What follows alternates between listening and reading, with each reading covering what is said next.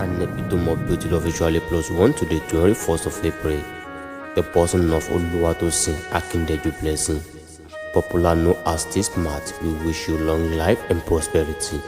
Tsmart, mo bọ̀yọ̀ lónìí ó pọ́dún ẹlẹ́kan sí lónìí ọ̀pọ̀lọpọ̀ ọdún ló ṣe ò lókè èpè. Oluwatosin ọmọ Akindeju ò òde ẹni lé ò ìbẹ̀yìn lẹ́wọ̀n bàbá tó bí ọlọ́mọ. Ìlẹ́ ọmọláyelú ọmọláyé lọ́pẹ̀ ẹ̀yin lọ́mọ ọdún jọpọ̀ yìí sẹ́mọ. Ọmọ olúwa mo bì ọmọ ayére owó ọ̀bàmíláyè ẹrù máa bú ò ẹrù babúláyé ẹrù là wáràkà. Bẹ́ẹ̀ lọ́mọ gbá sun àyérì ìkíníkì ò ọmọ òjìkùtù pẹ̀kùn mẹ́ta lóòjọ́ ọmọ ńlá ní gbogbo di ayé.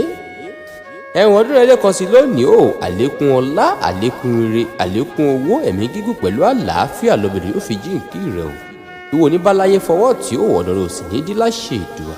Òbọ́pàá bá lago báyìí dídún ní dùn ò yóò mọ̀ ọdún yóò sì mọ̀ dùn fún ọ ní àìsàn ò ní sọ ọ́ lọ́jọ́ yìí kò ìjò sì ní jẹ́ ìpín rẹ̀ o. Ìwòye ọdún tó ń bọ̀ nínú ilé ńlá nínú ọkọ̀ bọ̀gìnìbọ̀gìnì láṣẹ Èdùà. Wàá fọwọ́ páwò bẹ́ẹ̀ ni wàá fèrègì jóbi. We wish you long life and successful.